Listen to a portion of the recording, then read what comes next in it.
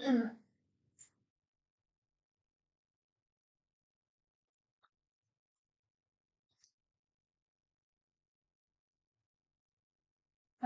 I think we're live.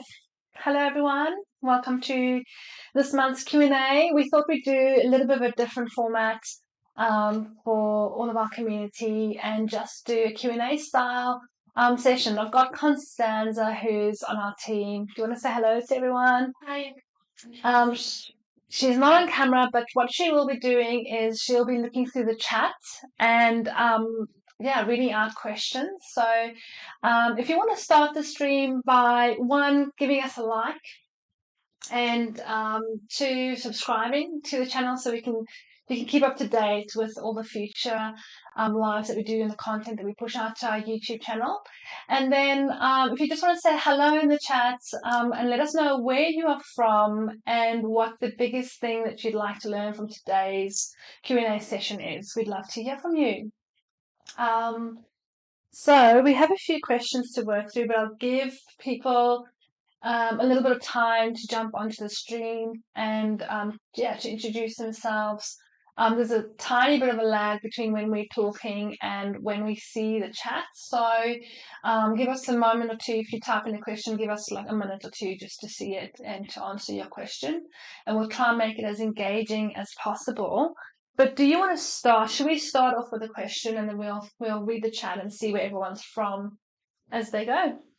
Okay, so we've received a couple of questions from the people that registered for the webinar. Yeah. So we have a question from Nicole. She's asking, how do I keep that momentum going forward after a successful campaign? Yeah, great.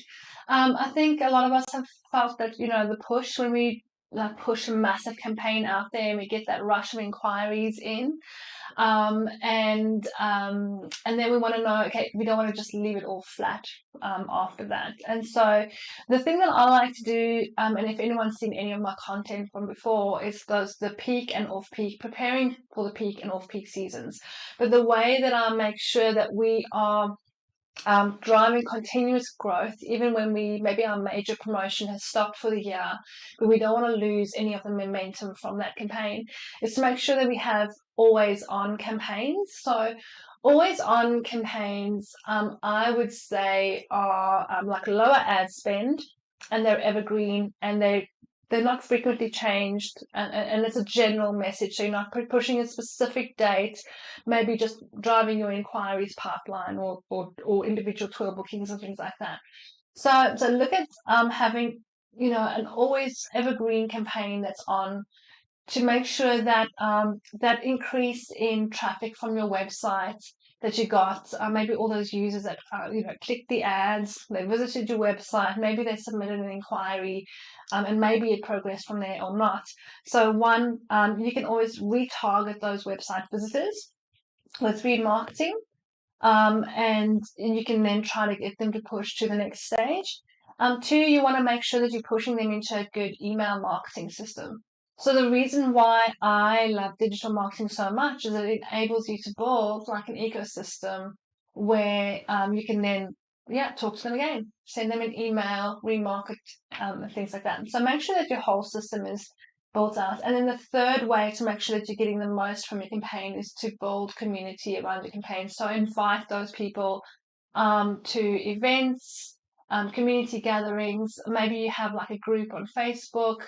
That's where your strategy of like daily content, posting daily content to your socials, having regular emails out, all of that communication and day-to-day communication is continuously going out to your list that is being built by those big campaigns that are pushing traffic through. So you want to think about like the big systems that you're pushing your campaign people to as well. Despite the fact that maybe you pushed an open event or something like that, if they don't attend that open event, are they going to go into your community? So, who do we have on the call? We have Nimbus, Peter from Nimbus Digital Solutions. Hi, Peter.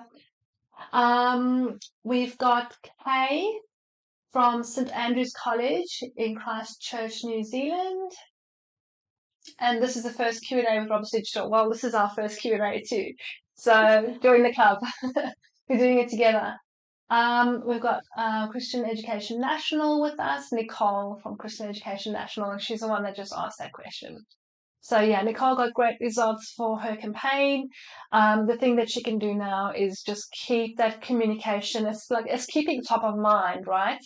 With our marketing, we're constantly trying to like push out posts, we're doing webinars, we're building our community, and that's the thing that we need to be doing in between all those big promotions.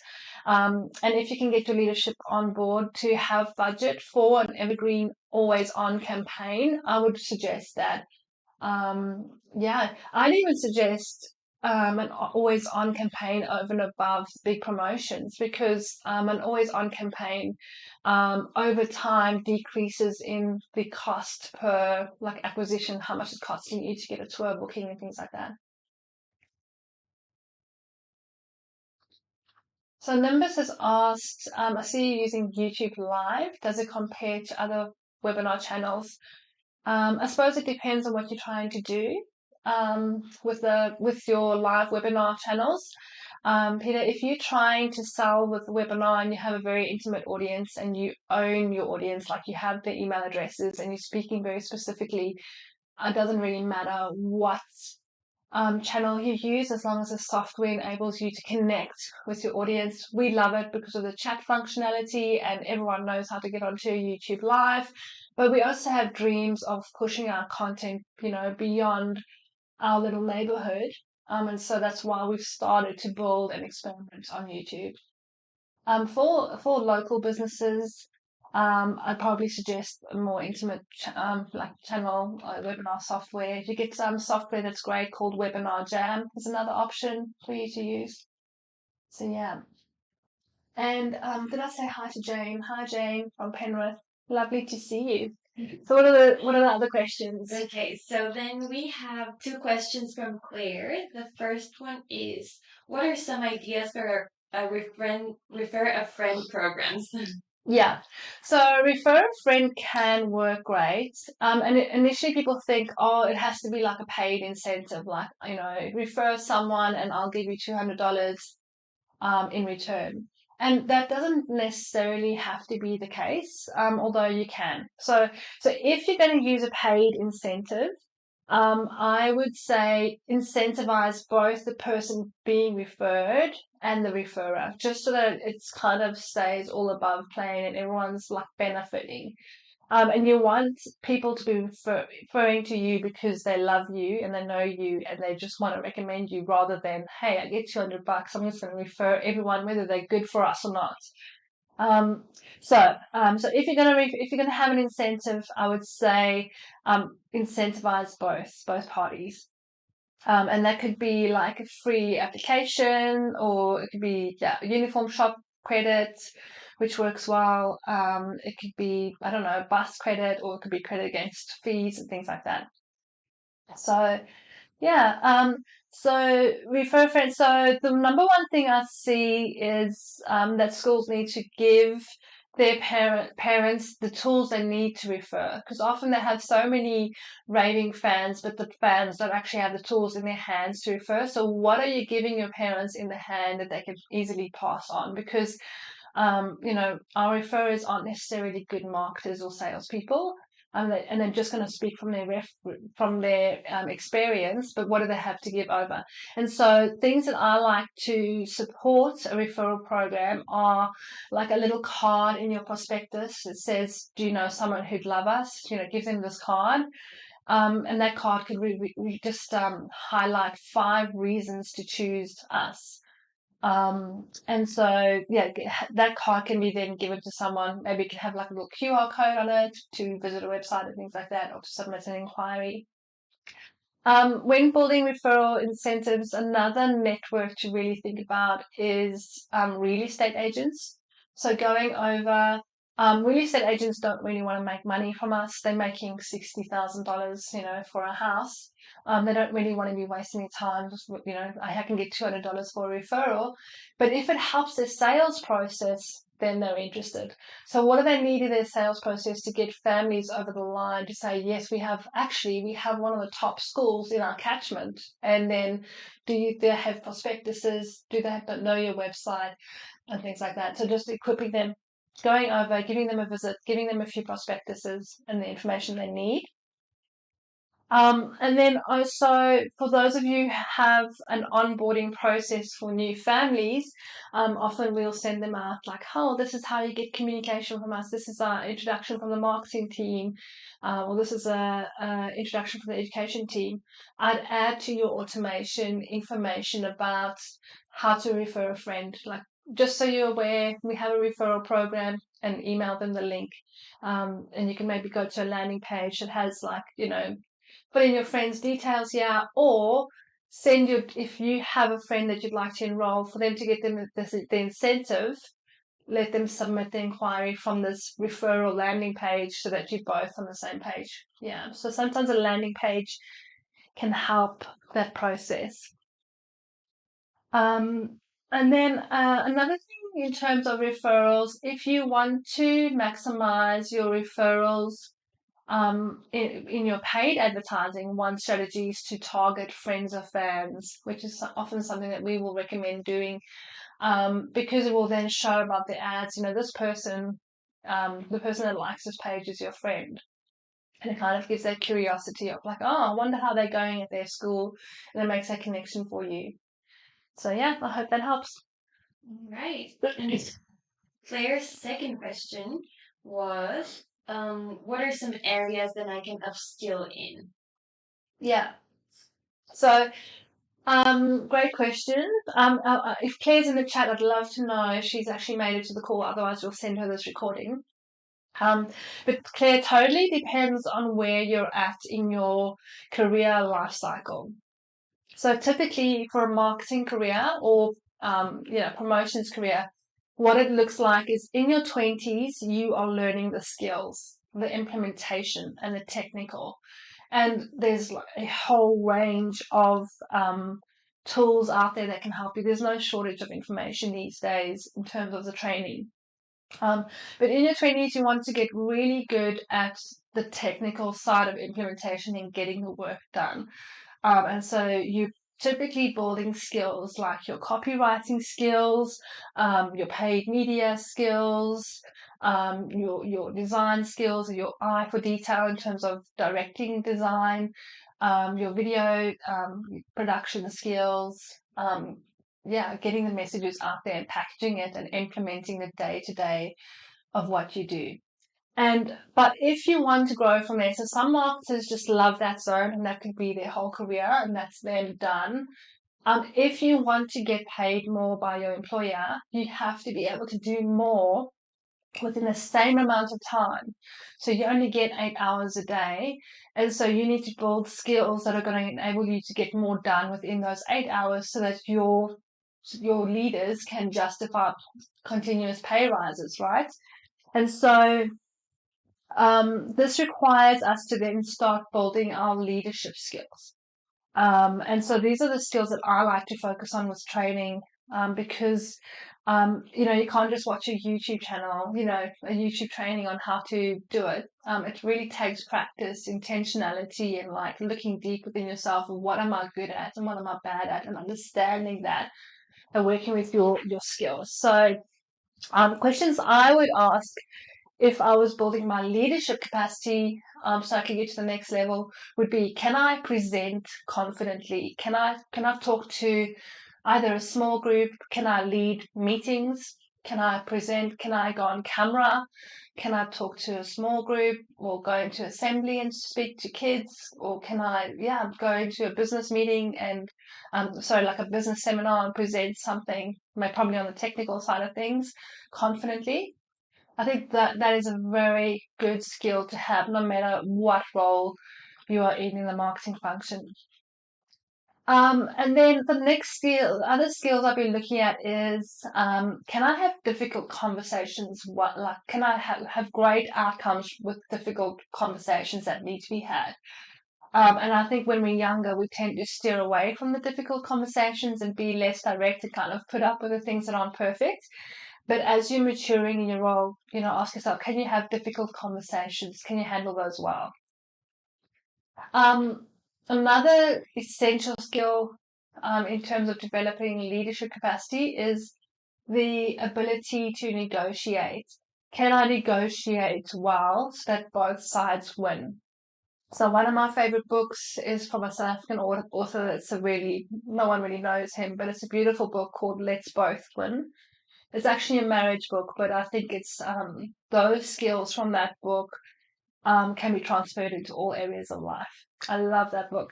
And another one is Let's Getting to Yes.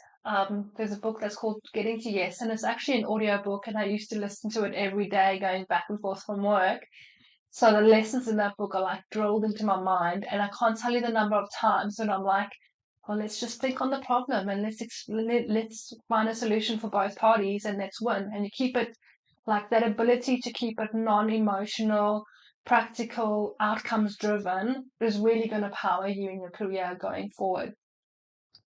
And then another question I'd be asking myself on the personal development side of things can you bounce back when people do things wrong by you?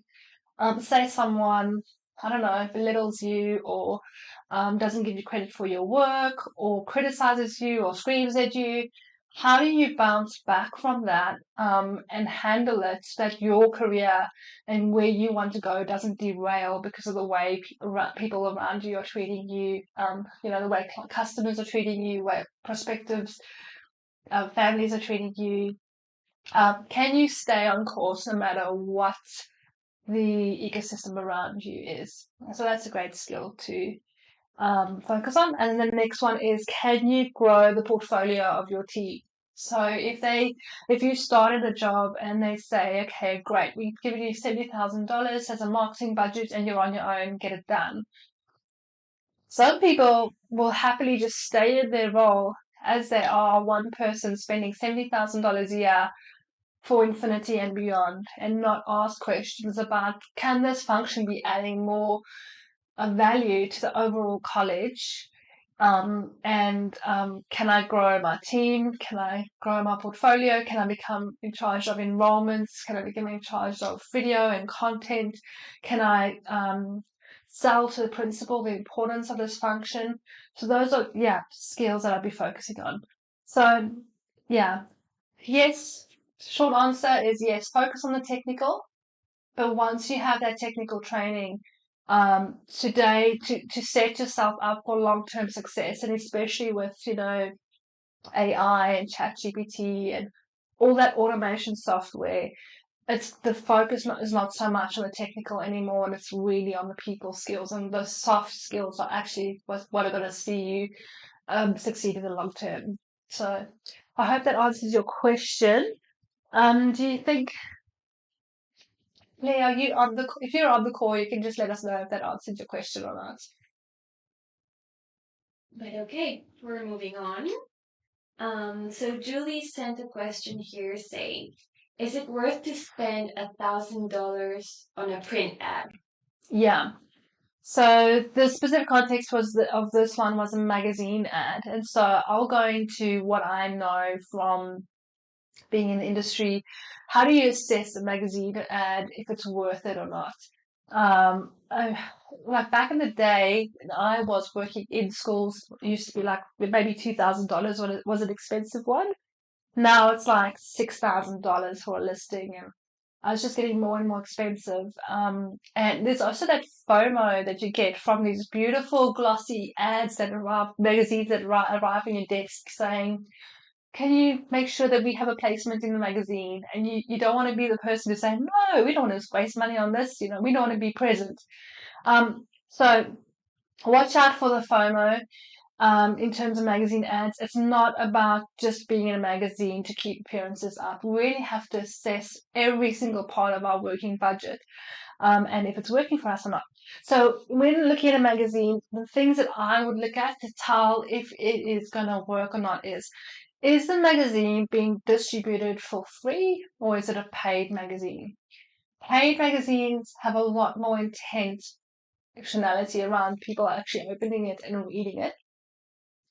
Free magazines, say for example, they could have like 10,000 distributed to your local neighborhood, but they're literally being dropped off at doctors' offices and waiting rooms and gyms and sports clubs. And at the end of the month, when those magazines, the end of the month rolls over, they literally just get chucked in the dustbin. So just be aware that, distributing 10,000 in your neighborhood doesn't mean that 10,000 were actually read if it's a free distribution. And that should really influence your decision for that magazine or not. And the next thing I like to look at is like how many competitors are listed in that magazine and how are we going to stand out. So unfortunately for us, like education makes a really soft target for these publications because we're just so easy to sell to. In terms of we have the budget, there's a local market. We really want to be speaking to mums. They are, their content, their audience is mums. But if you're not going to have a way to stand out from the crowd, really, you're just going to be another one listed.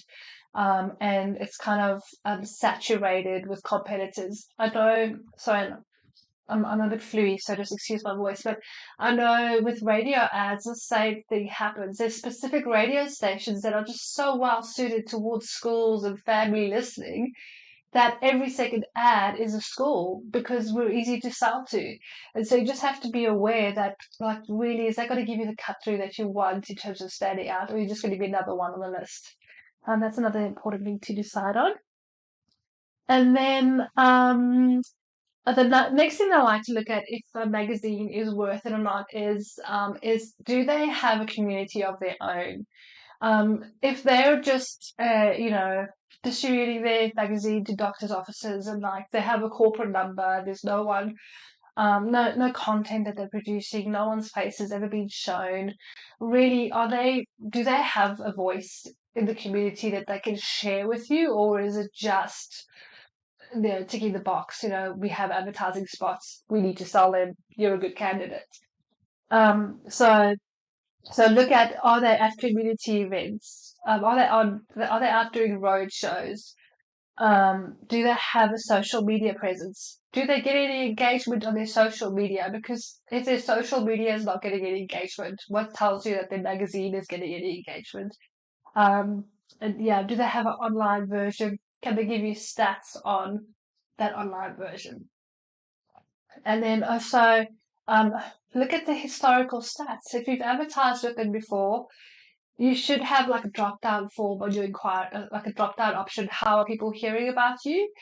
And if they're never getting listed in that option of how people are hearing about you, just base the fact that it's not working. And I know I've been in that position before, but like it should work. My gut tells me it works. I know it's visible, it looks good, but are the hard numbers saying, does it actually work? So that would be my advice. Right. Moving on, we have a question from Pipa, and she's asking, what tools do you use to systemize your daily marketing? I use one tool. It's called Monday.com. I used to have, a whole interweb interface, like working together to help me out. But really, I've just pulled it all into Monday. My team uses Monday on a daily basis. It's an amazing tool. So Monday.com, I've actually done a training in the Marketing Mastery for Education group on how we set it up. But basically, we have daily tasks. Well, we have a few interfaces there, but I do everything from our financial planning to my marketing planning to our day-to-day work as a team and working together and collaborating and getting things approved by clients across the line. So, that's what I recommend, Monday.com. And so beyond software, how can we be super streamlined as teams working on complex projects? There's a few things that are going to help us to structure our working so that it's really efficient. And one is to always have minutes to your meetings. So if you are doing a client meeting, if you're meeting with your team, just have a few bullet points on what are the outcomes of that meeting, what are the action points, and who's doing what. It keeps things short and clear. It means that you aren't leaving meetings and then forgetting what you're going to do and then coming back to the next meeting and be like, has anyone actioned anything? So yeah, learning how to hold or host a good Scrum meeting, where it's a 15-minute around team round table Scrum, where everyone gets to say their part. Everyone comes to the meeting ready, able to contribute with the things that they need at hand, and you hold a good Scrum.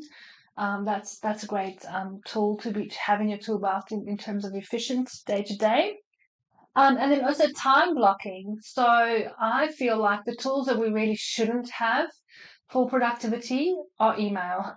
Email is the worst tool ever invented for productivity, and it just does my head in. I absolutely hate email because it's so distracting. And so unsubscribing from all of your emails, keep it clean, but then also having working time, like 2 or 3 hour blocks where you're not checking emails, you're not having a chat, you're not talking to anyone. Everyone understands that this is where you're just going to pump out the work during these hours. And so those are the systems that can help you in your day to day. Thanks, Pippa. Okay. If anyone has, I'll just say, if anyone has any questions that they'd like answered, and they can just type it into the chat and we'll try and get to it at the end of all these submissions ones. We have a few more. How many more do we have to go? 2 more. Okay, cool. Yeah, 2 more. So think of your questions because we'll have some time at the end to answer your marketing questions, so we can go into any marketing questions that you may have. All right. Next one is from Michelle. She is asking, what are the most important metrics or insights I should be reporting on each month to my leadership team, and how to find and analyze this data? Oh, okay. Oh, that's a big question. The number one thing in terms that we have to understand in terms of if we're going to be reporting on how well we used our marketing budget, let's approach that question from that standpoint. We need to understand how much of our marketing budget is working capital or working budget, like what I like to call it, where it's actually driving enrollments. We're actually using that budget to drive enrollments to our college. And how much of that budget is like going towards the foundations, like signage and website hosting and things like that, or branding and awareness. And so just be clear when you are reporting on your budget and how well it's being used, that you distinguish between the two and say, this is, our presence and our branding and the essentials that we have to have. And now let's report on our working budget. And so the most important metrics, first of all, I would say, is have each of your campaigns should have clear objectives to them. So whether it's an open event registration or inquiry or individual tour booking, make sure that you are absolutely tracking those things and that you can track them down to the point of, I know it's costing me $30 of my ad spend to get a tour booking. Okay, so that you need a whole lot of infrastructure set up to do that. You need pixels, you need Google Analytics, you need thank you pages and custom events and all of that tracking. And so that takes a lot of work to do, but it's worth it, and it's a system that keeps on feeding itself as you setting it up. Then we want to look at, so when you're going to look at in terms of where to spend your marketing budget next year, you're going to be looking at those metrics. So which advertising channels led to tour bookings, inquiries, applications. And then that's where you want to spend your marketing budget next year. Then you want to always be focusing on your website and growing the number of users. It's just very objective though. You can drive traffic. You can always increase the number of visitors you had to your website. Does that mean that you are growing in your reach and your influence, and are more people being convinced to come to your school? Maybe not. So just be aware of the vanity metrics. Yeah, it's all more about quality rather than trying to push up numbers. And so if you are going to look at your website visitors, also look at things like, well, how long did they stay for and how many people went through to book a tour and submit an enrollment. And for schools, also be careful to separate out the data of your current families. So try to separate out current families versus inquiring new prospective families. That's another important thing to look at. And then the next thing you want to look at to understand your strategy of driving traffic to your website is what landing pages are driving traffic. And so clearly look at, there's a metric in Google Analytics, landing pages, which landing pages are driving traffic, and then two, which keywords are driving traffic. And you want to base your SEO strategy or your Google ad strategy around the landing pages and the keywords, and you want to be continuously growing those two and working those two together to build your website traffic. And then, importantly, focus on the people that are converting. So, when it comes to reporting to the principal, I suppose having conversations is important and not just giving like a report or a dashboard. Because they'll need you to provide context for them in terms of these are our intentional strategies and this is how it's looking on the metrics. So, yeah. Okay. We actually have one new question here Yeah. on the chat. It's from Kay from St. Andrews College. And he's asking, what are your thoughts on the influence of AI on day-to-day marketing activities and best tools to use it? I think everyone's jumped on the AI, which is great. Like AI tools like ChatGPT and all the other like graphic design tools that you get. And I think the tools that are becoming the most useful are actually like third-party software that's integrating AI into their offering.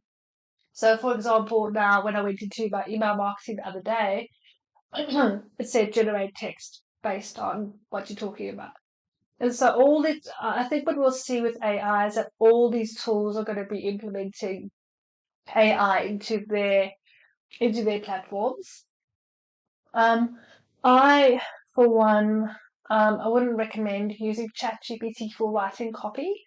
And I think it's an assisting tool. It's like a research tool. But anything that's really going to drive value is going to be like high level strategy, um, communication and copy that really connects with people rather than I think ChatGPT and all the AI tools really have a way of using words but saying nothing. There's like no like emotional connection to the content, or it's very overly dramatized. I've actually been like, we have a job role open at the moment and I got a resume and I read it for 2 minutes and I was like, that's ChatGPT, close, next. I was like, I don't want to hear what ChatGPT has to say. I just want to look at your resume. So yeah, yes, it's making our day to day easier. But is it going to take over the marketing function? I think it's going to significantly increase our efficiency, and maybe you'll only need like 3 team members instead of 5, but those team members that can provide the most value and bring their brains to work and think and apply are the ones that are going to do well and keep their jobs. In terms of tools, I'm not honestly, I'm not a huge user of all the AI tools. I think it's very complex in terms of getting something that actually saves you time. But I think I'm watching the tools out there and what's being developed, and I think it's going to significantly help us in our day-to-day roles as it progresses. So there's going to be varying ideas and thoughts, and some people are going to be like, "That's going to revolutionize everything." And then other people are like just putting their heads in the sand and being like, everything's just going to stay the same as it is. And I think it's going to be somewhere in between.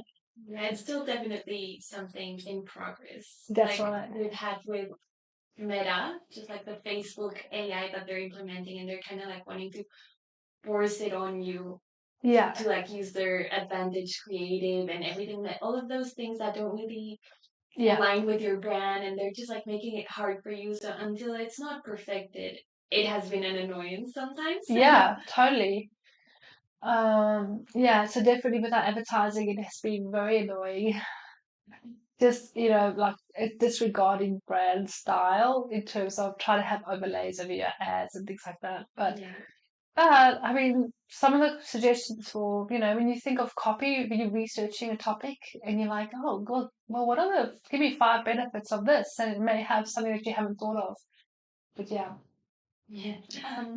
Graphic design, totally look at the Adobe Creative Suite tools. The AI integration with Adobe tools is absolutely amazing, and it's going to save graphic designers everywhere tons of time.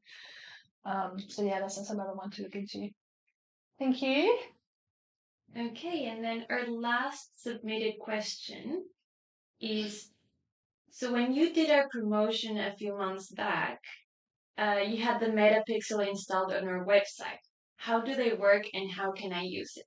Yeah, great. So the Metapixel is the first thing we'll look at when we're on the call with you, is to see if you have the Metapixel installed on your website. So the pixel is basically a piece of code that allows Meta to start tracking how users are using your website and to track to feed data on the people that are visiting your website, and to also feed back data into your advertising campaigns to inform who it targets. So first thing first, if you don't have the pixel installed, do it today because you will need it at some point. I recently just spoke to someone the other day, and they were saying, "Oh, we got 2,000 clicks on our campaign," and I was like, "Clicks don't mean anything, especially if they're not using pixel targeting and tracking. Like really, clicks are worthless these days unless they are conversion optimized and based off the pixel." So the first thing you want to do with the pixel is to run conversion campaigns. So when you're in Meta and you're creating an ad, the objective to go for is conversion. The quality of traffic, you're literally telling Meta that you want to go for the top tier of quality traffic for what you are trying to do. Otherwise, it will literally show your ad to anyone and everyone, whether they have a pulse or not. So that's the number one thing to increase the quality of your ads, is to do conversion campaigns. And I've seen so many different strategies from ad agencies that are just like, oh, well, we'll do a top of funnel reach campaign and we'll have a beautiful brand video. And they're literally wasting their money because it's like pouring your water into a sieve because you have no control of who's actually seeing that content. So what you'll need to do is the pixel will enable you then, once you have the pixel installed on your website, is to create a custom event. And Constanza does this every day, so she's like, oh yeah, I have to do one just now. Create a custom event where, say, for example, if there's an inquiry, they get redirected to a unique thank you page, and then on that thank you page, that triggers a custom event called inquiry. And then that enables you then to optimize your campaign for the people that are most likely to inquire. So yeah, so number one, the reason why we want the pixel on is to do conversion campaigns. The next thing that the pixel enables us to do is remarketing. So we can retarget people that have visited our website if we have the pixel on our website. And so you can even retarget people that spent more than 60 seconds on your website or scroll to a specific depth on your website. The pixel enables you to do those advanced sort of retargeting settings in your ad campaigns. And then the next thing that the pixel does is you can use it for lookalike audiences. So these are audiences that you can say, based off people who visit my website, I want to retarget people, that look like these audiences. So yeah, that's basically how you can use your pixel, and I recommend that you install it today, basically. Great. All right. So do we have any other questions? If anyone has a question they'd like us to answer, I'll give them 2 minutes in the chat just to ask a question. Thank you everyone for your patience. We are all recovering from the flu and we have sick kids at home today. So excuse me for the nasally sound effects.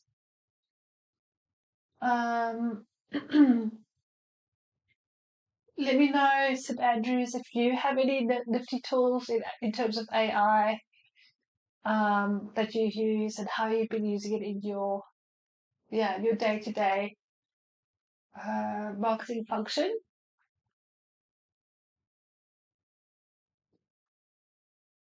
Okay, I think that's about it. I think everyone's done. I'll just wait one more. Let me just see.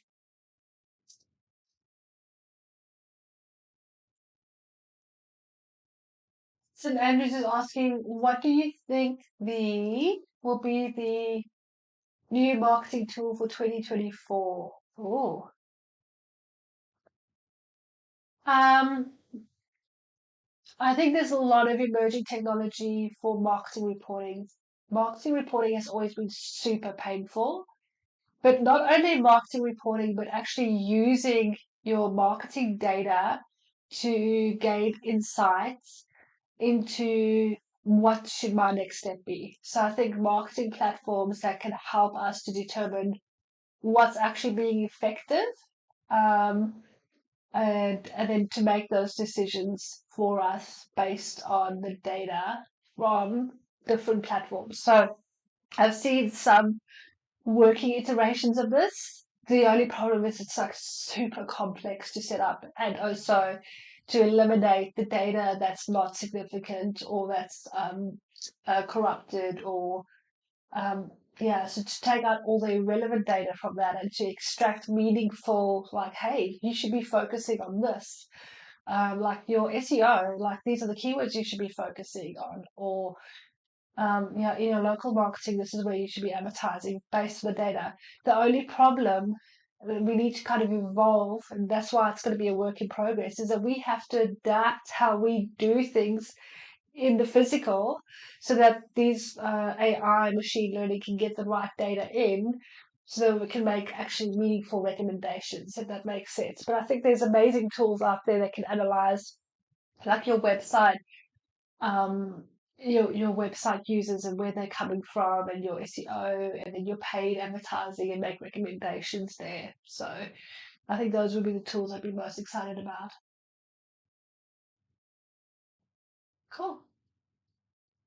Great. Thank you, everyone. It's been lovely. Next time I will not be so nasally, and I'm looking forward to getting more questions for our next chat. Thank you. Bye.